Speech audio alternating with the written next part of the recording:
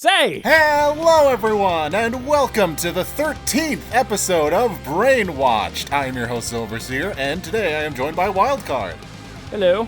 Yep, it's just me and Wildcard today. Sorry about that. Nobody else woke up. I tried knocking on their door and nobody else responded. They might be dead? They were eating this weird candy. Something called codeine. I'm not sure. I've never heard of that one. You might have noticed the studio is a bit dirty and moldy and in shambles right now. It's hard when, you only make one episode or two episodes every year, so it's hard to get food to feed your co-hosts. Frankly, I think the only reason Wildcard was able to wake up is because I think, correct me if I'm wrong, but I think you being left at the old studio for like a year and a half did something to your metabolism, and now you can sustain only on rats. Delicious rats. So everyone else, I think they may have starved to death. I don't know. I should probably check on them. I haven't fed them in a long time. It's been hard. That's what I'm trying to say, everybody. It's been hard to keep this show running. It's been very hard. Anyway, we can still have fun, right, Wildcard? Just the two of us. Yeah, let's do it. First topic for today, we're going to review a big movie. It's big movie season, big movie summer. Dog. First, we're going to start with Superman. The first movie of, I think I've heard people refer to it as the DCU. It's just Marvel's name with one letter changed, but what else are you going to call it?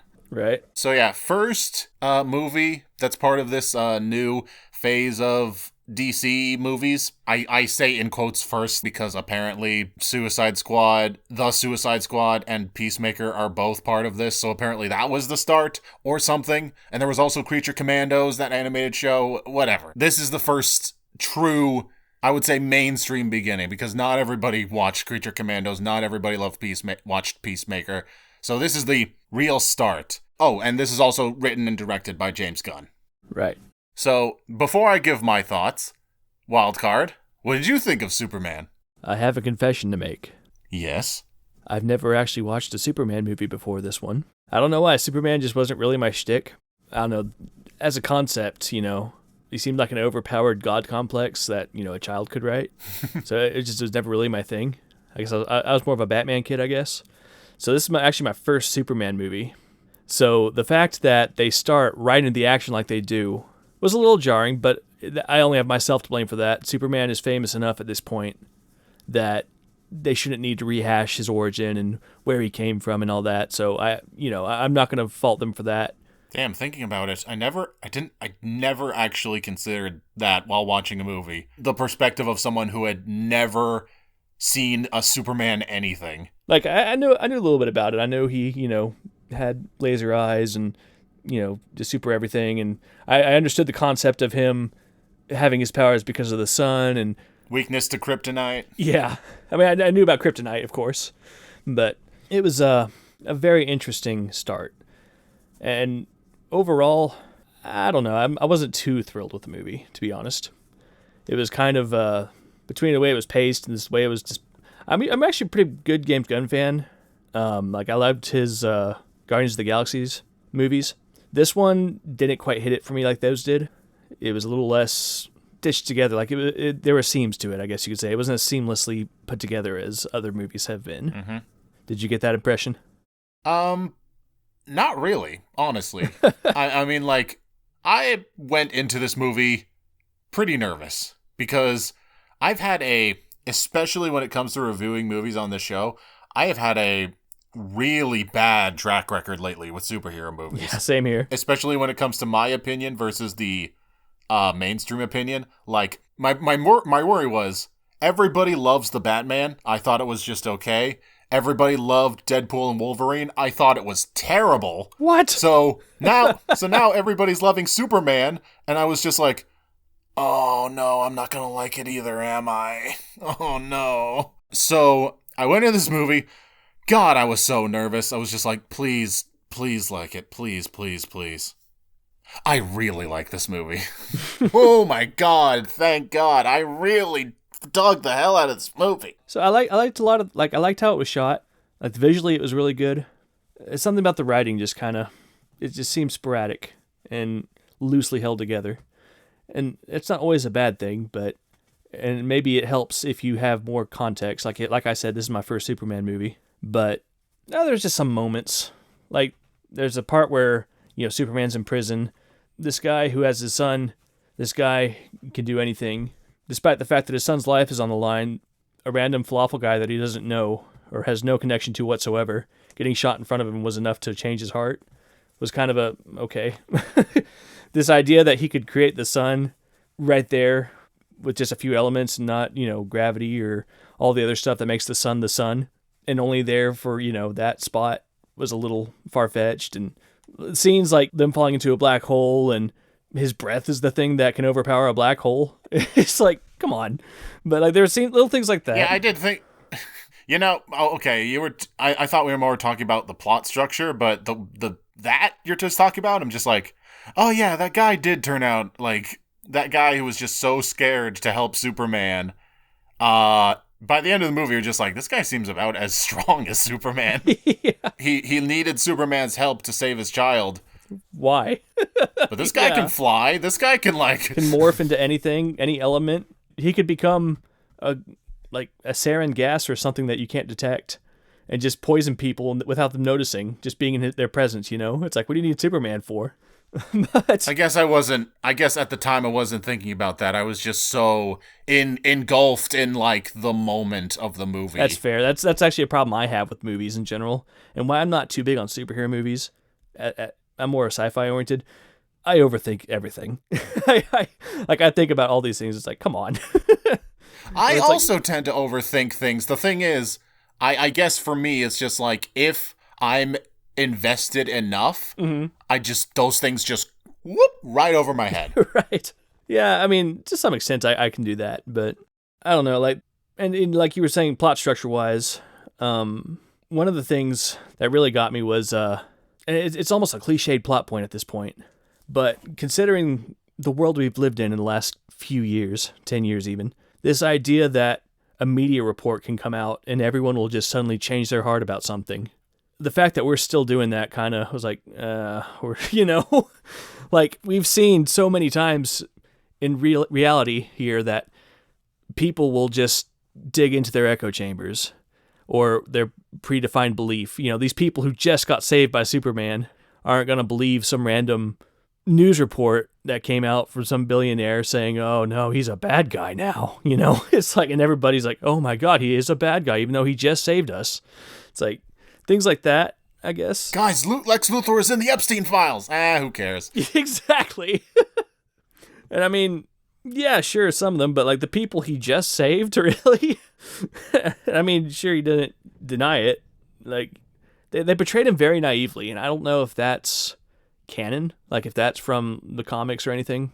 And I guess it makes sense for him being an alien to not really understand the intricacies of, I don't know, like, he goes back and forth on how human he can be, I feel like I remember a part in the movie where where Lois actually talks to Clark, telling him what you said, like he's naive. Yeah, sure. Because if you were to point out a flaw with Superman, considering he has such strong powers, I guess you could call his biggest flaw his naivety, because he just wants to trust everyone. He wants to see the good in all people, and sometimes... And honestly, that's a really good idea as a writer. Like, as far as the writers go, that was really... When you have a character that strong, that is the best place they could have gone with giving him flaws, giving him something relatable, Because like I said at the beginning, he was always kind of this overpowered god complex. So him not knowing how to handle his godly powers in itself is really the best place you can go as a writer, I feel like. Because as a Superman fan, I can tell you right now that most of the great Superman stories all revolve around him not knowing what's the right thing to do. Okay. He just wants everybody to get along. Right. He just wants the world to get along, and... No, so it's like a philosophical question. Like, is it a means or an ends kind of thing? Like, which is why I think my favorite scene in this whole movie, a scene I really love, is the fake interview between Lois and Clark at the beginning. I loved that whole back and forth of just, like, Lois just showing him, like, All it takes is a few good questions to make what should be an objectively good thing look bad. Yeah, of course. And I love that. Like, she tore down his walls. Right. And like because he stopped a war. He saved people's lives. So he's just being like, what's wrong with that? Right. And every single question she asked him, and every answer he gave, she managed to flip it on its head to make it look bad. Right. Yeah, from geopolitical ramifications to, yeah, like you said, just flip it on its head. But no, I actually really appreciated that scene too, because it's like we don't see, like that's how journalists are supposed to act. And we don't really see that in our media much for various reasons. But I appreciated that they showed that that's the kind of journalism, like, they use that kind of journalism in this movie and showed that, like this is what we should be expecting from journalists. It demonstrated her journalism capabilities really well. Yeah.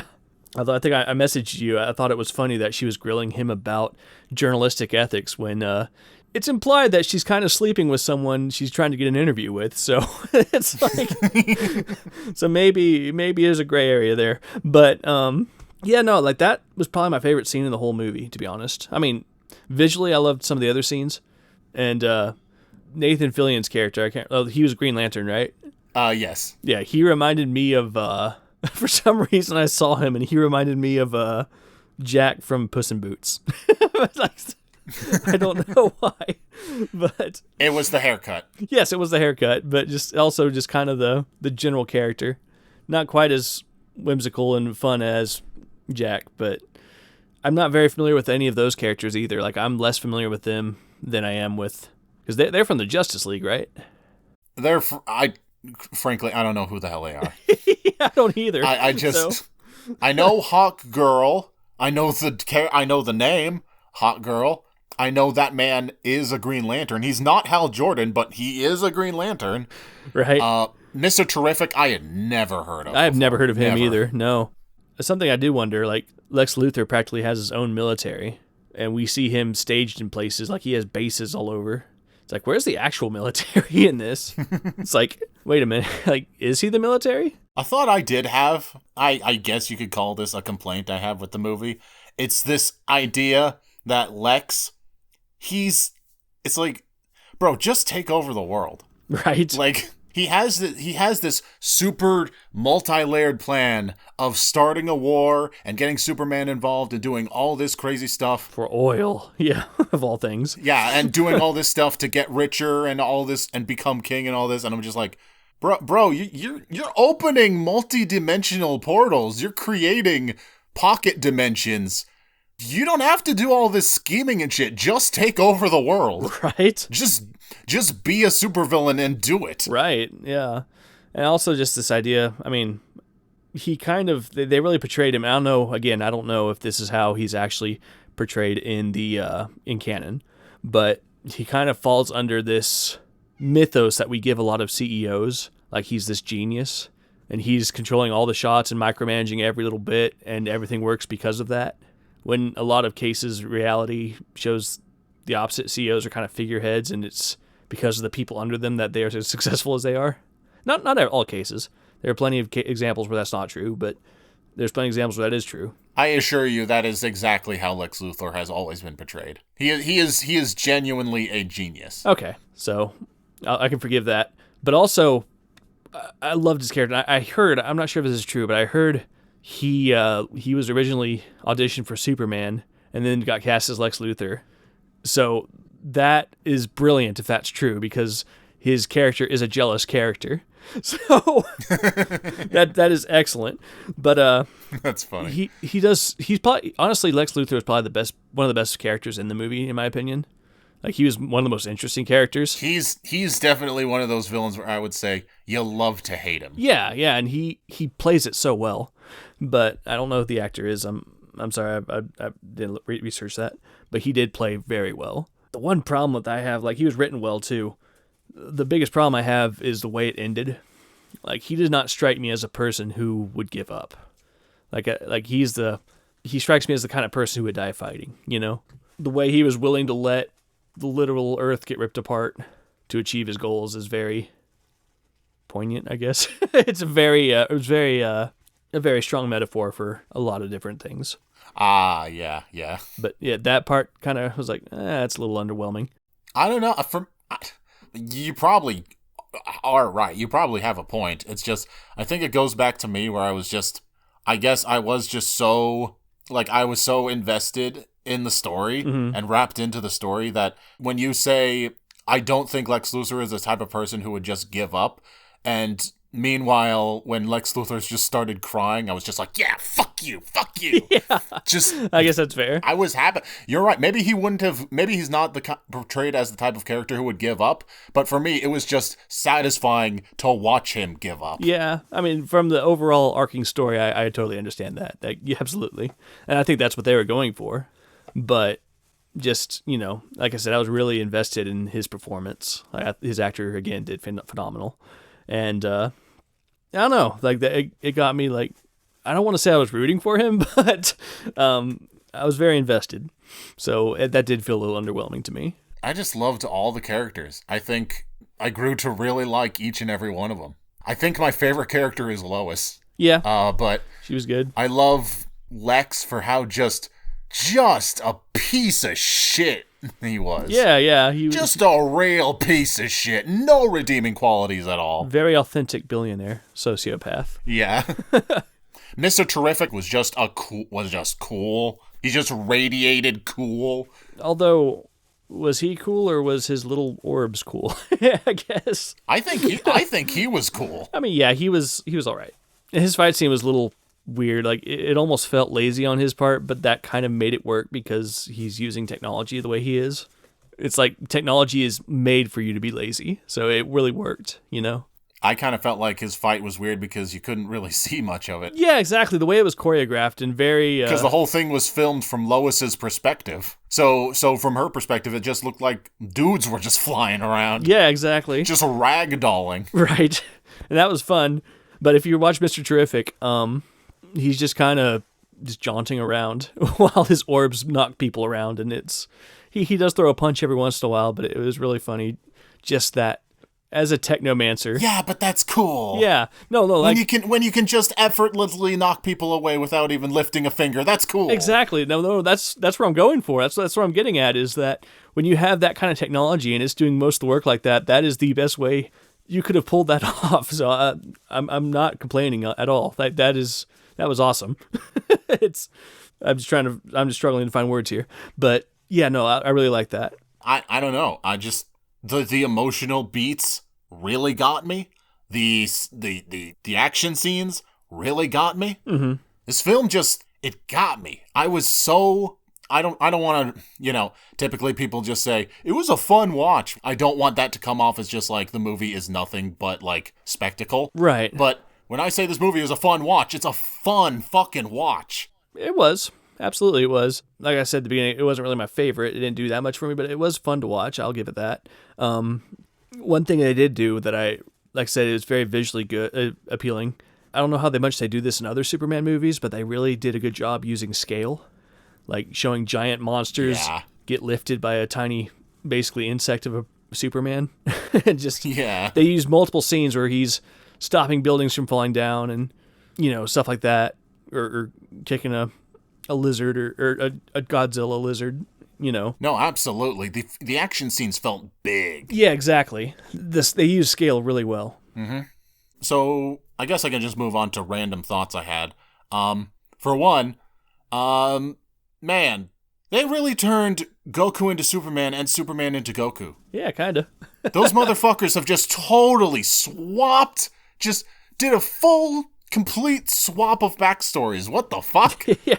Now that you mention it, yeah. For those in the audience who don't know, the original backstory of Goku in the original manga from back in the 80s was that he was sent from his evil home planet of evil conquerors, and he was sent as an infant to conquer and destroy Earth. Superman's backstory has always been that his loving parents sent him away from his dying planet in order to go to Earth and make Earth a better place, teach them to be good. That was always the difference between the two's backstories. then Dragon Ball Minus came out, like decades later. And in Dragon Ball Minus, it turns out, oh no, Goku's parents were actually good, and they sent their son away from their dying planet so he could... Really? So yes, this is real. I was not aware of that at all. No, my God, no. They just completely rewrote Goku's backstories to be a carbon copies of Superman's. And now, in 2025, Superman now has Goku's backstory. What? Yeah, wow. What happened? Oh, man. I did not know about Superman, Dragon Ball Minus. I was talking about weird plot points before. I was like, come on, that seems very convenient. Another one was this idea that Lex Luthor finds a completely alien computer and is able to restore the data that got corrupted, even though it's completely alien. Well, he didn't restore it. His weird, freaky... Right, but it was his technology. Henchwoman did. Right, is his technology, though, allegedly. Or supposedly. But, and then, supposedly all these sources confirmed it, and it's like, how? It's alien technology. You don't even... How can you confirm that? See, I didn't think about that because I don't know how language works. Right, but I mean, language...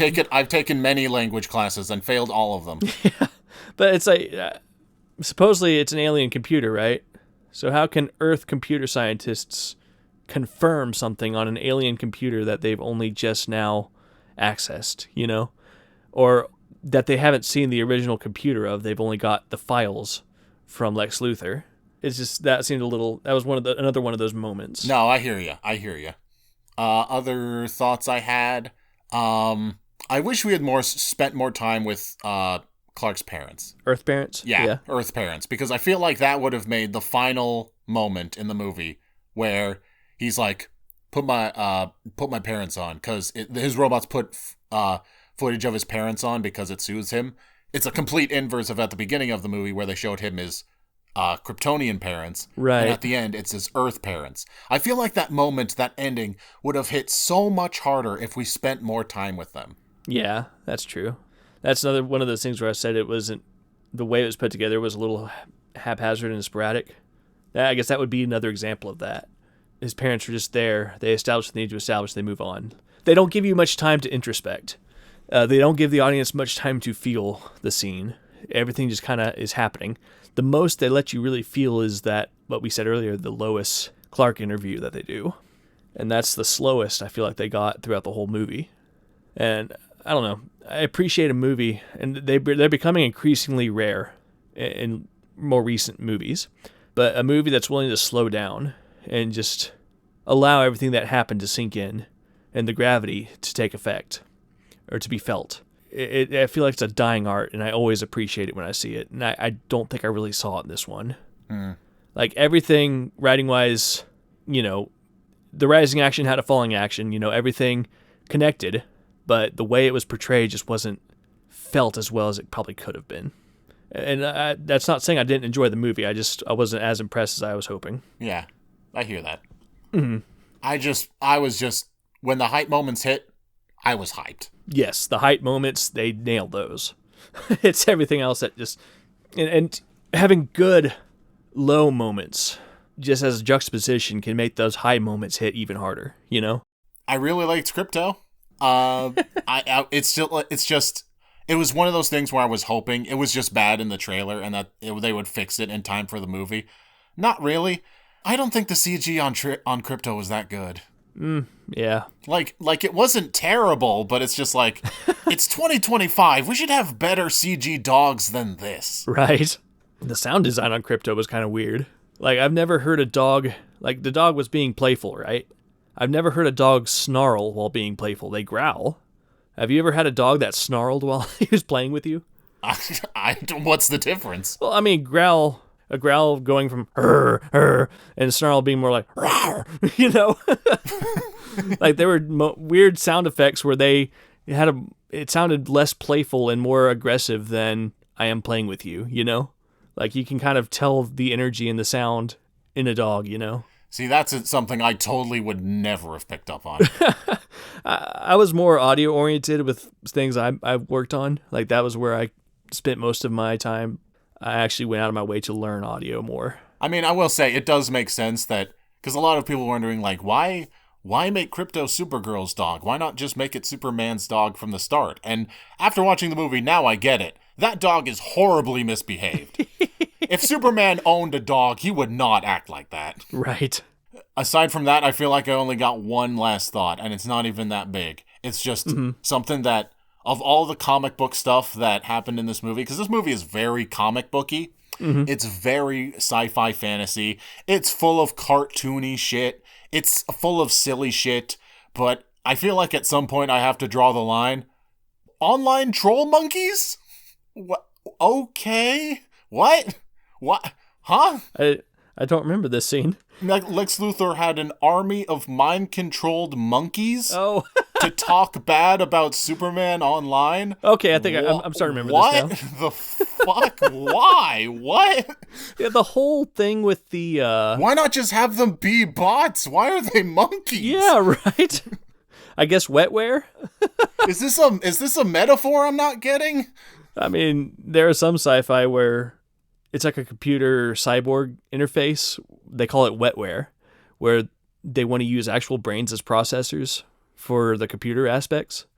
Maybe that's part of it, but which it could be an interesting, not worth exploring in terms of the movie, but if you wanted to get into an expanded universe, that's, if I was writing it, that would be where I would justify it. But another thing, aside from that was strange, always strange to me throughout the whole movie, was the crazy Snapchat girl that was Lex Luthor's, girlfriend, who weirdly liked the reporter guy and ended up betraying Luthor and all that. It was interesting how they made that a plot point, but the whole thing was just bizarre to me. I don't know. She struck me as someone who was only in for it for his money. I mean, that's just it. Yeah.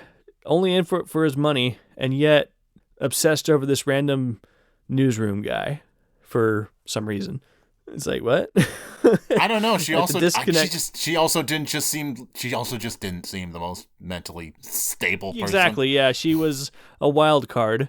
And I normally do appreciate wild card for some reason, wild card characters, but she was one of the more bizarre ones I've seen in a long time, and I do actually appreciate it now that I think of it in that context. So, but those are all my thoughts. Do you have any final thoughts before we move on? No, not really. These are all, like, I've only had one viewing of it, and I'm kind of the kind of person who takes a couple viewings to really have a movie click sometimes. So maybe everything I said was just me missing something, and maybe if I watch it again, it'll click and it'll be like, whoa, okay, never mind. So take everything I'm saying here with a huge grain of salt. The dog may not have snarled after all. Who knows? That's just my memory. You've been doing a great job of, like, articulating yourself so far, just so you know. Thank you, because I'm not normally good at that at all. I fucking hate Warner Brothers. You all know this. Damn burn Warner Brothers down. At least the executives. I haven't been entirely happy. I know it's barely even started, but at least so far from the stuff I've read and the stuff he's said in interviews, I'm not entirely happy with how James Gunn has decided to run this new era of DC. But with all those biases aside, I really, really like this movie. My final thought was, it's okay. So, should we move along to the next topic? Yes, I was definitely much more impressed with Fantastic Four. Are you pregnant? So, in general, I'm not familiar with any of the comic books for either Superman or Fantastic Four. I don't know too much of the canon. I am absolutely less familiar with them than I am Superman. Yeah, but unlike Superman, at least with the Fantastic Four, I have the benefit of having watched the old Fantastic Four many decades ago with, Jessica Alba and Captain America. But, so I'm a little more familiar with them, I guess. So I had a little bit of context going in. My most recent context, because we watched this for a different podcast, was Fan 4 Stick from 2015. That was my only context going in. I've never even heard of that. Fantastic Four 2015. It's the 2015 one with Michael B. Jordan. Oh, You've still never heard of it? I was deep into college at that point, so I probably missed it completely. You probably missed it. Well, that was the last live action Fantastic Four reboot they did. Okay, yeah, I've never even heard of that one. But, just to summarize, it's the Silver Surfer one. It's basically Fantastic Four 2 of the original series. But this time, Susan is pregnant. They go to space to try to defeat the threat. Turns out the threat wants the baby. Yeah. And they're trying to find a way to stop him without sacrificing the baby.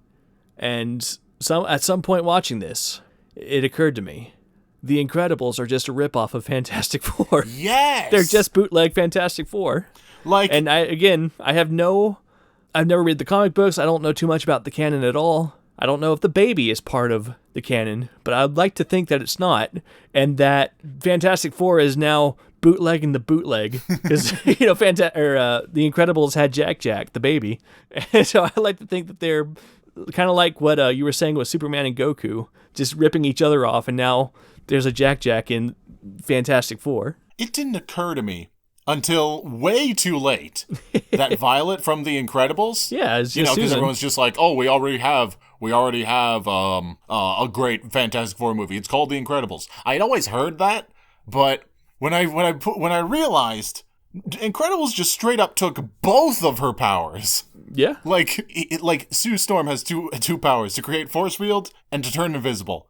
Like, they didn't just take invisibility for Violet. Yeah, no. They didn't just take force fields. They took both. I'm like, holy shit, what? Yeah, and then... was there never a lawsuit? Right, and Helen Park in the stretch, like Mr. Fantastic or whatever. They're all pretty much a bootleg of each other, just, swapped around a bit. So when the baby was introduced, I was like, oh my god, they could have so much fun with this. It's going to be like the Jack scene in The Incredibles. And I was almost disappointed that they didn't play into that. That would have been so great. Like, the introduction of the baby after it was born, the way it pops its hand up, they could have had so much fun with that. They could have had like a demonic choir or something where the hand pops up. Or, just like they had this ultimate bad guy say this baby is, what he wants. Like, this is, something super crazy, super valuable to a very evil person. They could have had so much fun with that. But, it was just a normal baby, and it was kind of okay. But other than that, it was...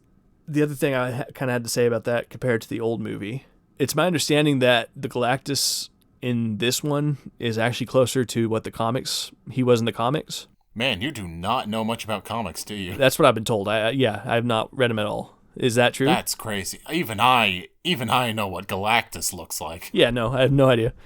Did I hear correctly, I guess? Yes, yes, this is exactly... He's a big purple space pimp, yes. Okay, so he's Thanos. God damn. But I actually kind of liked the idea of him being this giant cosmic cloud, like they had him in the original one.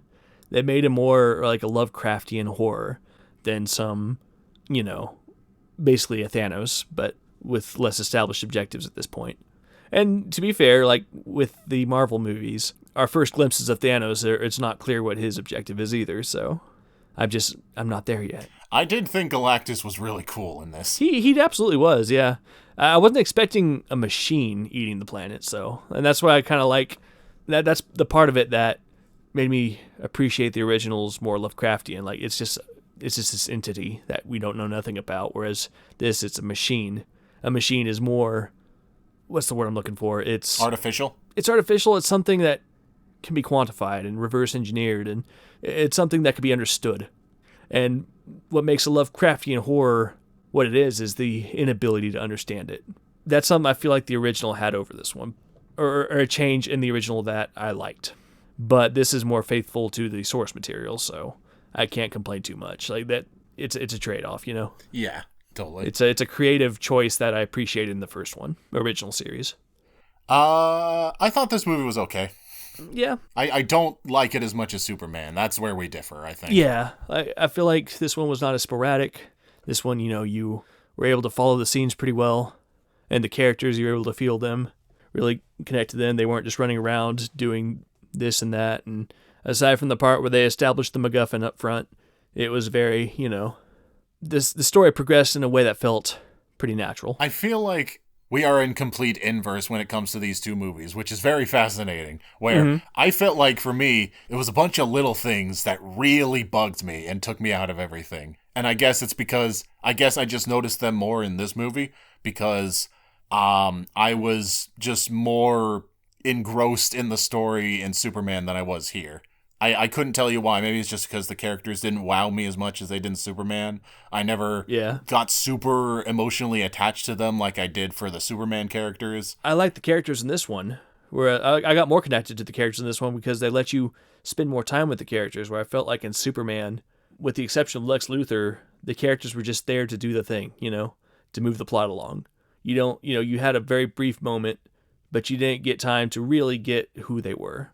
Whereas in Fantastic Four, you had a lot more time. And, comparing the Johnny of this one to the Captain America Johnny from the original, and just how different they are. I kind of prefer the witty, almost Deadpool-like Johnny from the original series, but this one was really good too. Like, he was a lot more emotionally present. He was a lot more sensitive to people. And in general, the characters interacted with each other in a way that felt more human instead of interacting with each other to move the plot along. And I appreciated that about this movie. And it created a actual dilemma. And I guess they do create a dilemma in Superman too. I mean, the dilemma they create is that in Superman is that he can't be everywhere to save everyone at once. So he ends up relying on others. And learning to rely on others was part of his growth there. Yeah. But here, the dilemma is just so much more palpable, I guess, or stronger. Like, they really nail it hard, as far as delivering the dilemma. Like, you have to tell the whole world between a planet and your child. Well, he didn't have to tell the whole world. He could have just said, yeah, Galactus didn't give us a choice. We tried reasoning. Yeah, and didn't budge. That's kind of the interesting thing, is why he told them exactly what, the fact that he did tell the truth was an interesting thing too. Yeah, it's very, very terrible idea, frankly. Yeah, and I like that kind of dynamic between Susan and Mr. Fantastic. What's his actual name? I keep calling him by his superhero name. And Reed Richards. Reed, okay. And I keep calling Susan by her. I know Susan's name for some reason, but I don't know her superhero name. The Invisible Woman. Thank you. Okay. Human Torch, Visible Woman, The Thing, Reed Richards. Mr. Fantastic. Okay. Yes, you got it. Ben Grimm, Johnny Storm, Sue Storm, Reed Richards. We got it. I will remember none of those. Okay. Never mind. I will remember none of those. But the dynamic between them, like, he is this person who doesn't filter his thoughts, who just told the facts as it is, even though that was not really strategically wise there. But his wife, on the other hand, is clearly a diplomat, is very used to nuance and just navigating messaging. That juxtaposition was interesting to me. The Thing, I don't really remember that much about The Thing in the original series, so... felt totally wasted in this movie, frankly, for me. Yeah, he was just kind of there. Just kind of that. Everybody else at least got some sort of development or arc or, important thing to do. They couldn't give him anything, man. He flew the ship. He's the Mr. T of the A-Team. Also, this is probably me thinking way too hard about it, but he didn't... I think the CGI on him looks great overall. Yeah, no, it was really good. I don't like his movement, because he feels too light. Yeah. Because he's supposed to be a big man made of rocks. I expect him to move I expect there to be weight to his movement. Yeah, he should be clunkier. Yeah. Yeah, he needs to be clunkier, slower, kind of like... He moved too fluently. He felt, I don't want to say weightless, but never felt the weight of being a big rock man. Right, he was too graceful. Yeah. Did the Silver Surfer in canon, is it male or female? Because I'm used to him being a male in the original series. Having him as a woman here was interesting. Silver Surfer is, well, depending on the comics, it's like... The Silver Surfer is the Herald of Galactics. Right. Which, depending on which comic you read, could be anybody, could be a woman, a man, could be an animal. But typically, most of the time, it's a man. Okay. So yeah, having him be a woman here was interesting. I just could not give less of a shit if they gender swap a character. Yeah, no, it didn't bother me at all. Don't get me wrong. More opportunities for women. Yeah, no, absolutely. Like I said, it didn't bother me at all. I just found it interesting since my introduction to Silver Surfer was the dude in the early series. But again, though, back to the whole Incredibles thing, I was desperately hoping when Galactus was actually approaching the baby that the baby would pull a Jack. I was a little disappointed that didn't happen. But, I mean, the logic of the movie overall was very sound. It wasn't quite as jarring and sporadic as Superman's. It was very well presented. So I definitely appreciated Fantastic Four. Mm-hmm. Speaking of that damn baby, I feel like I'm complaining a lot about this movie for someone who said I thought it was okay, which I did think it was okay. I didn't dislike the movie. Mm-hmm. It was fine. Like, I think it looks great, frankly. Yeah. I really love the setting. The setting is super cool, even if it is just CGI fest. Even if nothing in this movie was real. Right. It was like no practical effects at all. Yeah. Just constant CGI in your face. Oh! I think it looks great. You just reminded me. One thing that did strike me was the very Jetson-y feel of all the stuff they had. Yeah, that's a very good way of putting it. Yeah, like it was retro-futuristic. It was very... I don't know how to describe it other than Jetson-y. It's very Jetson-y. Yeah, but another thing, and this is just, I've had engineering education, so, and maybe I'm misremembering this, but I did appreciate the rocket launch scene because it didn't just go straight up. Like, that's something that they always get wrong, and they actually, I feel like I remember them showing the rocket start to curve with the Earth, and that's actually more correct to an actual rocket launch. So seeing that was like, okay, yeah, good. Yeah, totally. It's the little touches that are nice. Yeah, exactly. Yeah, seriously, less is more. Like the little things a little thing in the right place can make or break, can really make a movie. Absolutely, I totally agree. But what I was going to say about that baby, Deus Ex Machina baby, I've complained about this before when we reviewed Elemental, the Pixar movie. I'm done. I'm so tired with the damn end of movie death fake outs. I'm so done with it. I've seen it so many times. Oh, right. Like where you think a main character is dead and they play it up for so long. I'm so tired of it. I'm not saying, oh, everybody should just I'm not saying there should be no stakes, and I'm also not saying, oh, just kill off all your characters at the end, but I'm just like, I'm so tired of the goddamn fake outs. I'm so sick of it. Yeah, it's fair. I mean, even in both Marvel and DC have that problem. I mean, Marvel kind of does a Dragon Ball thing and brings people back that way sometimes. Again, I'm not a big comic guy on either side of that spectrum, but I just remember from like Guardians of the Galaxy and the whole Thanos saga, the Endgame stuff. Yeah. You know, they go to weird Dragon Ball levels of bringing people back. It's yeah. Where death, even though it actually happens, still doesn't have consequence.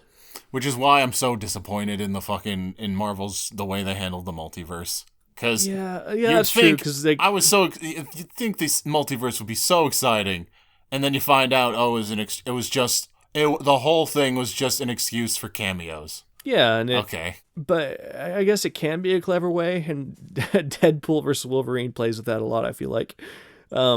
You can have a satisfying death, or a death that is technically permanent, but reality isn't, because you can switch the channel and go to a different multiverse. So you can have that, conclusion. But you can have different stories with the same character, I guess what I'm trying to say. And have it not... have them be alive the next episode, the next movie, without feeling as cheap as, the fake out you're talking about. Because it technically happened, but we're changing the channel. We're not removing that death, per se. I guess. It's still annoying. It doesn't... No, like, it doesn't change it. Like, it's still absolutely... It's a cop-out. It's a weird... It's a way to have... It's like the best of both worlds, I guess. I guess my complaint is like, if you're gonna do it, do it. Right. Go Game of Thrones or go home. Yeah. I remembered something that bugged me. What's up? And this is another example of something that should be super small. Mm-hmm. Something that I would normally be able to completely look over. But for some reason, it just stuck out to me in this movie. Mm-hmm. Reed's idea to teleport Earth away. I was just Oh yeah. I was just thinking like we're not counting for things like gravity or the moon or Yeah, no. the rotation of the earth. How will that affect the days of the year? How will that affect the tides, the gravity of our planet? Right, exactly. No, that's a fantastic point. And I know it's just like, wow, Zay, do you have no suspension of disbelief? It's a comic book movie. Are you kidding me? And I know, maybe it's just because I was trying to think of why it bugged me, and I think the reason is just like, if you're going to have a character like Reed Richards, who in the film is meant to be this super smart genius, yeah, at least try to incorporate some realistic science. Right. And I think that's why I liked Fantastic Four more than Superman in general, is it had a more sci-fi feel overall. And no, you're absolutely right. That's something I never even thought about. I don't know. Yeah. I just feel like I don't know. Am I asking too much for there to be some science in my science fiction? I guess when I heard it, what it made me think of was like they transported the Earth to the other side of the sun in the same orbit. I believe he literally says to another solar system. Oh, okay. Yeah, I must have missed that part. Yeah, wow. No, you're absolutely right then. I didn't think of that. I don't know. I feel like I should just go with it. I should just throw it under, it's a cartoon. It's a comic book movie. I should just throw it under that, but I don't know. You just reminded me of something. Some science, some real world science. Yeah, no, the funny thing is, I didn't think about all that stuff, but one thing they did say that I did think about that kind of hit me the same way was they said that they needed the energy that the entire Earth uses in 2 days. Like they have to generate that. And it is like, okay, and store it where? It's... You either have to build twice as many power plants or have storage capacity for 2 days worth of energy. It's like, wait. Which maybe in their future, they have achieved the green energy dream and have energy storage to a scale we could only ever dream of having. Frankly, I would hope that would be the case. Yeah. But just that was the point that killed my suspension of disbelief. I can't believe I missed the other thing you mentioned. You're absolutely right. Comic books are dumb. They are. Comic books are so dumb. Well, that's actually the evolution of comic books I can actually appreciate. Because, like, from what I've heard, at least, or what I've seen, the evolution of Batman, in that how he started off as just this character that was almost entirely undefined, just running around helping kids or doing something. And that's how he was introduced. And over time, his story developed. And, they never really thought it would become the thing it is now, I don't think. Like, you start world building, not expecting the world to flesh out to the level that it has. So you don't account for things, like you write things not accounting for how much it's going to build into later and how much the fans will expand the universe and flesh it out. And I guess bigger than Batman, you see that with Star Wars, It's this, Star Wars, the original trilogy, how that whole expanded universe happens and how little was defined about hyperspace or the galaxy, and yet how they went back and had to build it out, The world was an afterthought to the story, I guess, ultimately what I'm getting at. You're very smart. I'm glad you're still alive. Any other thoughts? Oh, with Fantastic Four, I feel like I remember one point, how they damaged their ship in their encounter with Galactus? Yeah. There was one point I was like, wait, how'd they get home? How'd they beat Galactus home with a damaged ship? That was, to me, I guess, one of the bigger plot holes. Oh, and just speaking of sound design stuff, I remember when Galactus was walking through the city, I felt like it was very underwhelming. Like there should have been a lot more crashing and damage to the buildings. It was very quiet, and it's like they should have done so much more with the sound design there. Like what we said earlier, the little things can really make or break a scene. They could have made that scene amazing just by making the destruction more palpable. Yeah. But just the fact that Galactus got out of his ship, it's like, you're going to eat this planet anyway. Why even bother getting out? Oh my god, yeah, wasn't there like a scene where like the oceans were rising? Or someone did something and it caused the water to come up? And I was like, wait, they just took everyone in the city and put them underground in a tunnel. It's like, no, everybody's going to flood. It's turned around. I mean, I do remember everybody in the subway. The subway just shakes. And I'm glad when a 800-foot Titan is walking through the city and doing this big action scene. All the subway feels is just some light shaking. I'm glad for that. Right. New York City is built very well. Very good construction. Yeah, apparently. Well, they don't build them like they used to, as they say. But, yeah, overall, my wife and I both enjoyed Fantastic Four a lot more than Superman. That's fair. All right, let's move it along to my favorite segment of the show. It's the 300-second Superhost News Discussion Ranting Theory Opinion Hype Skepticism Lightning Round! Woo! Yeah! We're having a fun podcast. Everything is fine. Wildcard, would you like to go first? What news have you brought? Oh, there's way too much news nowadays, unfortunately. I kind of wish it would stop.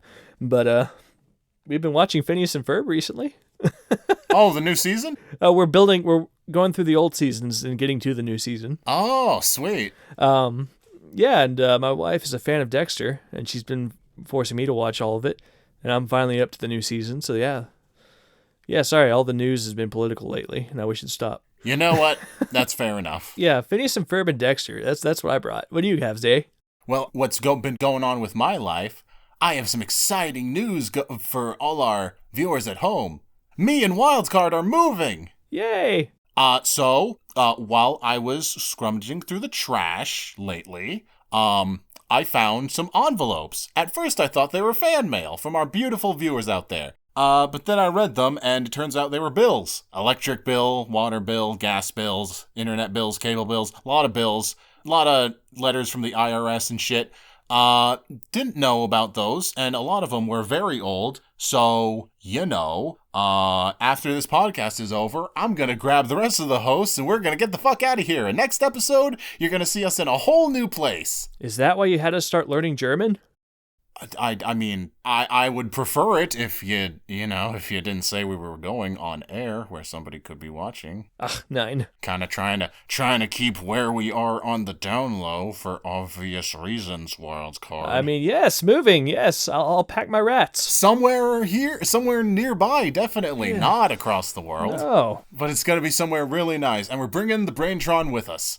So, the quality is not going to drop. We're just going to get out of here and go somewhere hopefully nicer, hopefully with not so much, with not so many Paul Blarts coming in here and ruining the show and interrupting the show where I have to, find them and, make sure they don't come back.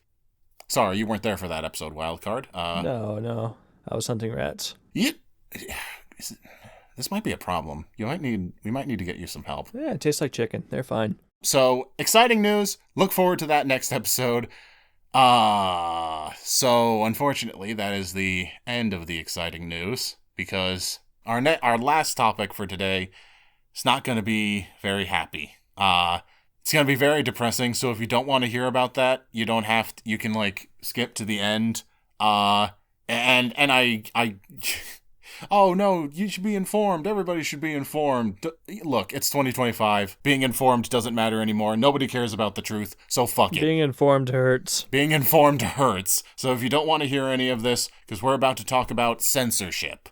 Boy, that happened all at once, didn't it? Yeah, that's actually a fantastic way to put it. So, to catch people up, a couple of things happened. We're going to start with the one that probably affects everybody watching this at home the most. Starting August 13th, YouTube is doing a new thing. It's what all of these companies are doing in order to, it's the reason all the companies are doing this, to protect the kids. Uh-huh. They're doing a new thing where they're going to have an AI look at your history and determine whether or not you are 16 or older. And if it determines that you're not 16 or older based on your watch history, based on an AI looking at your watch history, if it determines you're not 16 or older, it will prevent you from seeing videos that are meant for adults. And if you want to say, no, I am an adult, you have to give YouTube your ID, your real government ID.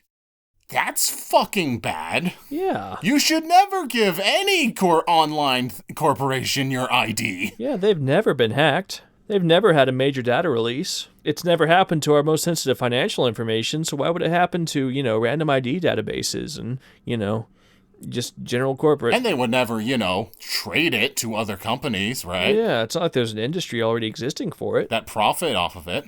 Boy, do they. All praise the Dark Lord Peter Thiel, I guess. But, yeah. I'm your Dark Lord, Wildcard. I'm your Dark Lord. Yeah, I know. At least while Peter Thiel allows it. But not only is YouTube is doing this mostly, or at least this is the impression I got, they're doing this mostly in response to the UK bill that passed about censorship and ID verification. But, and this isn't my observation by any means, someone else said this, I don't remember who, and I apologize to that person. But what struck me as odd is how many of these bills are popping up around the world all at once. And the reason I know the name Peter Thiel is because this person kind of drew the connecting dots to him. Everyone doing this censorship are using his software or from a company that he owns. But yeah, it's not a coincidence that, the UK passed this bill. A couple members of U.S. Congress have introduced a bill similar to it. And they're not, these companies aren't going to make changes to cater to that country. They're going to change their entire operation to satisfy the strictest regulation, generally speaking. A good example of this is the reason why USB-C is becoming so much more common now, is because the EU has decided that's going to be the standard, and they did that to help eliminate e-waste, which is good. We don't need 16 different cables that do the same thing. And, there's some ups and downs to that. I'm not the tech guy. There's better people to kind of go into the nuance of that. But that's kind of an example of, everyone's going to USB-C now because it's easier than making a cable for the US and a cable for Europe and a cable for China. And it's easier just to have one factory make it for everyone. So they tend to cater to the strictest regulation. And that's why, a big part of what YouTube is doing here, I feel like. The thing he brings up is the Online Safety Act. I think that was what it's called, where the act basically means that all websites, all of them, have to, by law, must verify their users' ages before they allow them to view adult content, which, depending on what website, all the different websites are doing something different. Some of them are requiring face scans, others are requiring photo ID. And by the way, adult content is not defined. So. Oh, no, this will absolutely be used to attack trans and LGBTQ. And political rivals and you name it. Yeah, anything. There's a reason it's a blanket term, because it's anything that, certain people in power don't like. Yeah. And that's the big thing that happened in the UK. So, like, fucking even Wikipedia is fighting against this, where, yes, of course Wikipedia has adult content on it. It has everything on it. That's the point of Wikipedia. Right. So now Wikipedia might be banned in the UK just altogether. Wow. It's yeah. It's unfucking believable. It is, yeah. And it's scary how it's popping up everywhere all at once. Like, this is way too coordinated to be a grassroots thing or some random activist. Maybe it's Peter Thiel, maybe it isn't. That's the theory. But regardless, something's up here. The biggest thing that I want to say is that this is exactly what happens when the world isn't run by lawmakers or politicians or kings and queens. This is what happens when the world is run by corporations. And sociopaths. Although sociopaths tend to make their way up the ladder, so yeah, corporations. The world isn't run by human beings. Yeah, to a large extent, yeah. And it's just, it's so frustrating. Yes, that's a good word. It's frustrating, but it's not a foregone conclusion. I mean, there are things we can do. It's not like all hope is lost. Speak for yourself, motherfucker. It's 2025. Don't you know being hopeful is just a gateway drug to disappointment? Yes, it is.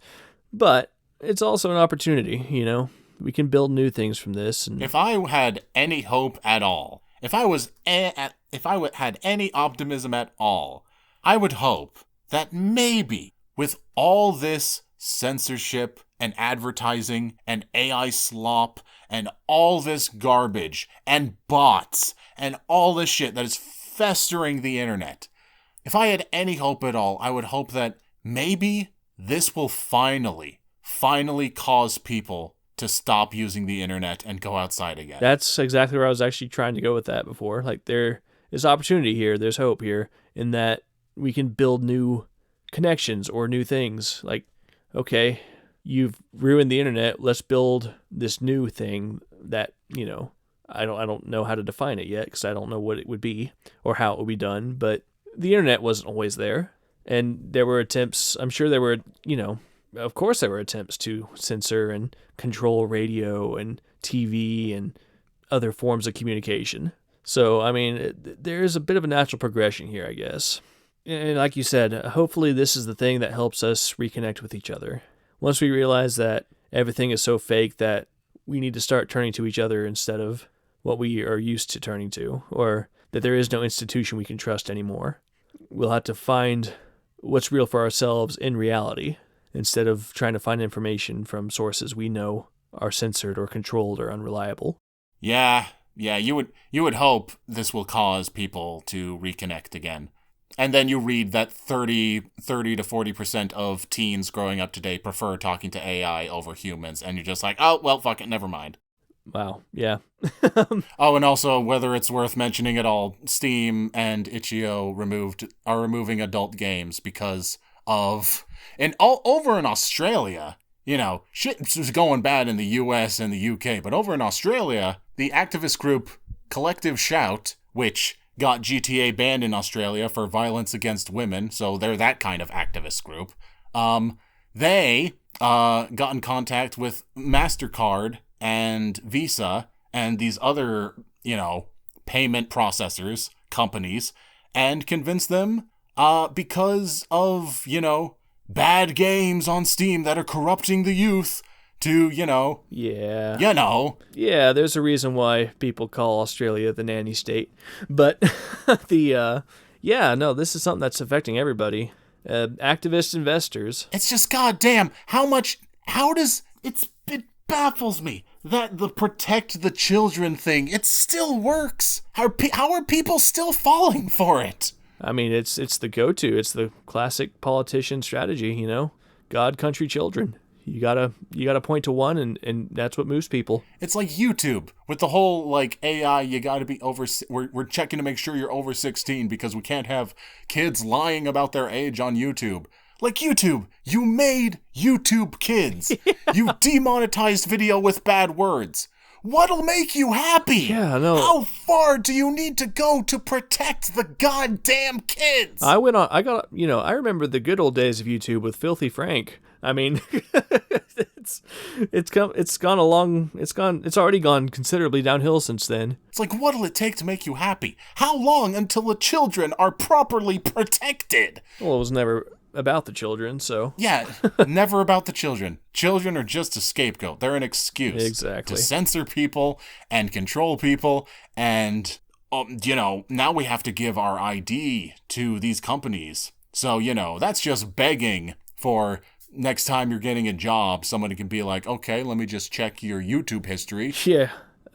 Someone once said, again, not remembering who, we tell our computers things we won't tell anyone. Things we take to the grave, we'll freely tell our computers, our phones, our Google searches, there's no such thing as an innocent person when everyone's had their internet internet history searched. Yeah. Everybody's looked up that one weird thing, Which is why I want to be hopeful that all of this shit, all of it, will drive people off the internet. But the internet is just so ingrained in our lives. Yeah. And is in facet of every part of our lives. It feels like we can't at this point. It just controls so much of everything we do. Mm-hmm. Yeah, it's amazing how...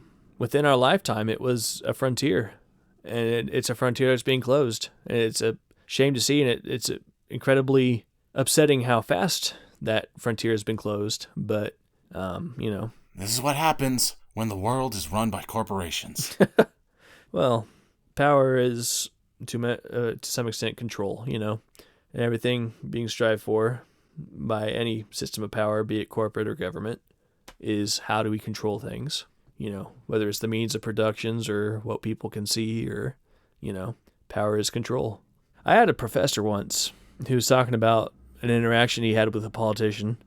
I forget the context of it, but basically the politician got all offended because it sounded like he was comparing humans to an animal, I think cattle. And the guy ended up saying something to the effect of, no, I'm comparing cattle to something much stupider. Because like he says, cattle know to stop reproducing when the resources get low. Like if they can't survive, they'll stop trying to reproduce. Or maybe not cattle, but whatever animal he was talking about. There are animals that are smart enough to recognize that their environment is not suitable for them and will work to change it or move or whatever. And part of why we're seeing mass extinctions is because we're fencing off everything and they can't move. But that science aside, humans, we don't really have that problem. We will, or at least we won't have that problem. We have that ability, but we've used technology the wrong way. We've exacerbated our problems, and we're not going to avoid the problem. We're going to keep our course until we absolutely hit that problem. But now, because we've used technology the way we have, it's going to be a million times worse because not only has it not rained, but now all the aquifers are dry, that kind of thing. Animals have it figured out. Fuck. Right. Actually, I saw something recently about some millionaire hunter getting gored by a bull he was hunting. Like he flew across the world to Africa or something, and a water buffalo ended up ended up getting him instead. That's funny. Yeah. So. I'm just so at that point where I'm just like, I'm tired of giving people false hope. I'm tired of being optimistic. I just want to be like, look, the truth of the matter is, if you want to live a happy life and a fulfilling life, you know what you need to do? You need to be a good little monkey, and when the rich billionaire CEO tells you to dance, you dance. That's where I'm at this point. No, that's what our traditional sources of hope, our traditional institutions have become. And that's just all the more reason to build new ones. Nothing lives forever. Corrupt things can be torn down and new things are built. It's not going to be easy, but I guess harness that hopelessness and let's find solutions. We have to find our own solutions. I don't want to give people easy hope. Like there is hope, but we have to work for it. It's something we have to build for ourselves. And I think part of why we got here is we were desperately turning to people to fix our problems for us. We need to. And again, I'm not the person who's going to create anything. I'm not saying look to me. I'm not saying look to, you shouldn't look to anyone. You should try to do what you can to improve yourself and find your hope. It's something you're going to make for yourself. It's not something that's going to be given to you, especially with a world like this. No matter what generation, you've always had this happen, I feel like. There's been crazy doomsayers, and people have felt hopeless in every generation. Now, there may be a lot more going on now to make it actually feel substantial, and I wouldn't disagree with that at all. But even in these darkest situations, our hope is going to be found in ourselves and in each other. We can't look to a single source, and I'm probably not articulating this as well as I could, but I hope as we face these problems or as we talk about these issues, as hopeless as we sound, give up on the system, don't give up on yourself, I guess is what I'm trying to say. Oh, there goes our power. Should have seen that coming. Hey, Wildcard. Since you're so hopeful, you wouldn't mind staying here a little bit while I go in the back and check something? Okay, yeah, sure. Check to make sure the Braintron is still working fine even though there's no power. You wouldn't mind just, using some of that hope and staying here and not worry about where I'm going and knowing that you'll be fine. Yeah, okay. Are there any rats? There's more rats than you could ever want. All the rats you can eat, buddy. Tell everybody goodbye for me, okay? I'm just gonna... Okay. Gonna... Yeah, thanks for joining us, everyone. Join us next time on, what was that?